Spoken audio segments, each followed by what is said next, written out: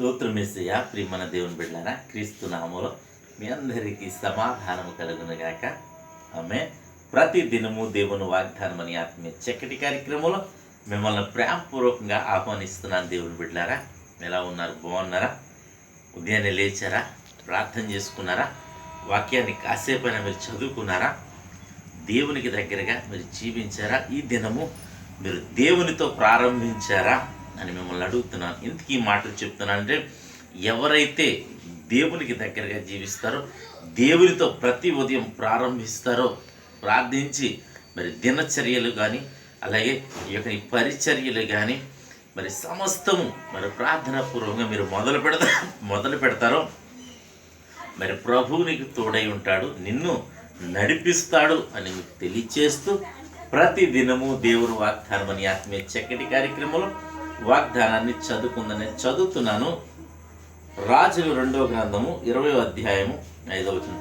నీవు తిరిగి నా ప్రజలకు అధిపతి అయిన హిజ్కియా యొద్దకు పోయి అతనితో ఇట్లను, నీ పితరుల దేవుడైన దావీదునకు దేవుడగు యెహోవా నీకు సెలవిచ్చినదేమనగా, నీవు కన్నీళ్లు విడుచుట చూచి తిని నీ ప్రార్థనను అంగీకరించి ఉన్నాను, నేను నిన్ను బాగు చేసేదను. 3వ దినమున నీవు యెహోవా మందిరములకు ఎక్కి పోదు. దేవునికి స్తోత్రం. చక్కటి వాగ్దానము ద్వారా ప్రభు నీతో మాట్లాడుతున్న ఉదయాన్నే మరి గ్రహించుకోండి నీ పరిస్థితి ఏ విధంగా ఉందో. ఇక్కడ మరి సందర్భం ఏమిటనంటే, రాజైన హిజ్కియా జీవితంలో జరిగిన సంఘటన. ఇంతకీ మాటలు చెప్తున్నాడంటే, రాజైన హిజ్కియాకు మరణకరమైన వ్యాధి సంభవించినప్పుడు మరి అతడు నువ్వు చనిపోతావు గనుక నీ ఇల్లు చక్కబెట్టుకోమని మరి యెషయా ద్వారా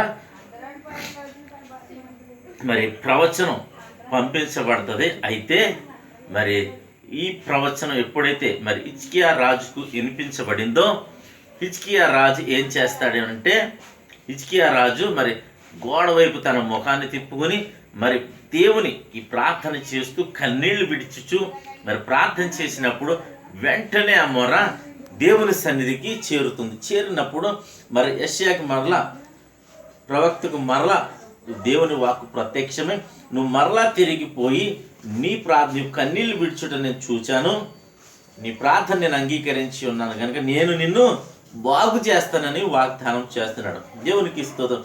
ఆ విధంగానే మరి హిజ్కియా రాజుకు స్వస్థత వచ్చింది. మరి తన తండ్రి అయిన దేవుడు చెప్పినట్లుగానే మరి దేవుని మందిరానికి వెళ్ళి 15 సంవత్సరముల ఆయుసు పొడిగించబడుతుంది. కనుక ప్రియమైన దేవుని కూడా ఈ వాగ్దానాన్ని బట్టి మనం ఏం తెలుసుకోవాలంటే, ఈ వాగ్దానాన్ని మన జీవితంలోకి ఎలాగ మరి మలుచుకోవాలంటే, ఈ దినము మరి మనము కూడా అనేకమైన శ్రమలను బట్టి, ఇబ్బందులను బట్టి, వ్యాధులను బట్టి మనము కూడా కన్నీళ్లు విడుచుచున్నాం. మనం అయితే ఈ కన్నీళ్లు ఎక్కడ విడవాలి అని అంటే, దేవుని సన్నిధిలో దేవుని దగ్గర నీవు కన్నీళ్లు విడవగలిగితే ఆ కన్నీళ్లు ప్రార్థన దేవుడు చూస్తాడు కనుక మరి మన మొరను దేవుడు అంగీకరిస్తాడు కనుక దేవుని సన్నిధిలో మరి ఉదయాన్నే రేయి మొదటి చామున నీళ్లు కుమ్మరించినట్లు కుమ్మరించమని దేవుడే సెలవిస్తున్నాడు కనుక నీవెప్పుడైతే దేవుని సన్నిధి నీ యొక్క గూడంతయు తెలియచేస్తావు, నీ బాధంతయు మరి ఆయనకు మరి తెలియచేస్తావో, నీ శ్రమ అంతయు ఆయనకి వివరించి చెప్పుకోగలుగుతావో, మరి అప్పుడే ఆయన నీ మొర విని నిన్ను బాగు చేస్తానని వాగ్దానం చేస్తున్నాడు కనుక, నిన్ను స్వస్థపరుస్తానని వాగ్దానం చేస్తున్నాడు కనుక, నిన్ను లేవనెత్తుతానని వాగ్దానం చేస్తున్నాడు కనుక, ఈ సమయంలో మరి ప్రతి ఒక్కరూ దేవునికి దగ్గరగా జీవించండి, దేవునితో నడవండి.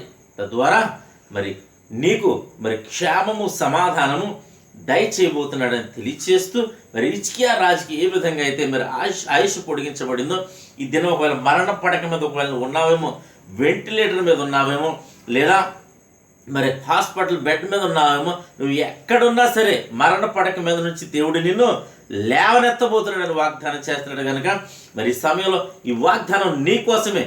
దేవుడు నిన్ను ప్రేమిస్తున్నాడని గ్రహించి ఈ వాగ్దానాన్ని రిసీవ్ చేసుకోగలిగితే మరి స్వస్థత నీ సొంతం, విడుదల నీ సొంతం, ఆశీర్వాదం నీ సొంతం అని తెలియచేస్తూ దేవుడి మాటలు దీవించునుగాక. ఆమెను ప్రార్థన చేసుకుందాం. స్తోత్రము తండ్రి, వందనాలు యేసయ్యా. ప్రతి దినము దేవుని వాగ్దానం అని ఆత్మీయ చక్కటి కార్యక్రమంలో తండ్రి మీరు ఇస్తున్న వాగ్దానము నీకు స్తోత్రాలయా. నువ్వు కన్నీళ్ళు నీ ప్రార్థన నేను అంగీకరించి ఉన్నాను, నేను నిన్ను బాగు చేస్తాను వాగ్దానం చేస్తున్నావు ప్రభా. అవును తండ్రి, ఎంతమంది ప్రజలు ఈ సమయంలో ప్రార్థన ద్వారా, యూట్యూబ్ ద్వారా, షేర్ చాట్ ద్వారా, ఫేస్బుక్ ద్వారా ఈ రోడ్డు మార్గం వెళ్తూ చదువుతున్నారు ఈ బోర్డును, వారందరి జీవితాల్లో ప్రభా ఈ వాగ్దానాన్ని యేసు క్రీస్తు నామములో నెరవేర్చమని ప్రార్థిస్తున్నాను తండ్రి. నీకు స్తోత్రాలు. అవును ప్రభా, హిజ్కియా మొరను మీరు విన్నారు, ఆ బిడ్డ కన్నీళ్ళు విడిచుటను మీరు చూచారు, స్వస్థత శీఘ్రముగా గ్రహించారు తండ్రి. నీకు స్తోత్రాలు.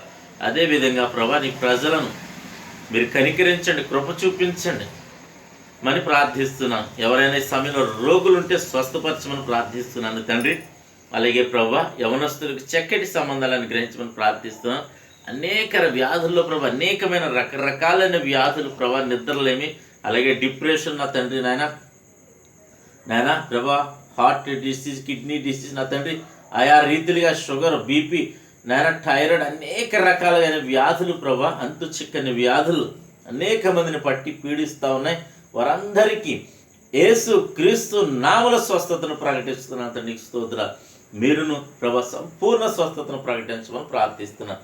అలాగే తండ్రి, ఎంతమంది ప్రజలు నా తండ్రి ఆయా సమస్యలతో ఉన్నారో, ఇబ్బందులతో ఉన్నారో, కన్నీళ్లు విడిచుచున్నారో, నైనా రోధిస్తున్నారు నా తండ్రి, గృహాలు లేక కావచ్చు, ఆహారం లేక కావచ్చు, ఏ విధము చేతనైనా నువ్వు ప్రభా నీ ప్రజలు రోధిస్తున్నారో వారందరి జీవితాలు ఈ వాగ్దానం నెరవేర్చమని ప్రార్థిస్తున్నాను. అలాగే తండ్రి, మా గ్రామాన్ని, మా రాష్ట్రం, మా దేశాన్ని కాచి కాపాడమని ప్రార్థిస్తున్నాను ప్రభా. అలాగే అనేక మంది చేయి ప్రయాణాల్లో, ప్రయత్నాల్లో, వ్యవసాయాల్లో నా తండ్రి, వ్యాపారాల్లో మీరే తోడండి, మహిమ పొందమని ఈ దినం పెళ్లి రోజులు కానీ, పుట్టినరోజులు కానీ జరిపించుకొచ్చిన ప్రతి బిడ్డకి క్షేమాన్ని, సమాధానాన్ని ఈ సంవత్సరం అంతా ఈ దయకిరీడంగా ఉంచమని, అలాగే తండ్రి నాయన మా సంఘాలు, సేవకులను కూడా మీరు దీవించి ఆశీర్వదించి ఈ దినం ప్రతి ఒక్కరికి దీవెనకరంగా ఉంచమని యేసు నామమున పెట్టుచున్నాను పరమ తండ్రి, ఆమేన్. నేను నమ్ముతున్నాను ప్రియమందేవుని బిడ్డలారా, ప్రభు మీతో మాట్లాడి మిమ్మల్ని బలపరిచారని నమ్ముతున్నాను కనుక వీడియోని లైక్ చేయండి, షేర్ చేయండి, ఛానల్ సబ్స్క్రైబ్ చేసుకోండి. దేవుడు నిన్ను నీ కుటుంబాన్ని దీవించును గాక. ఆమేన్.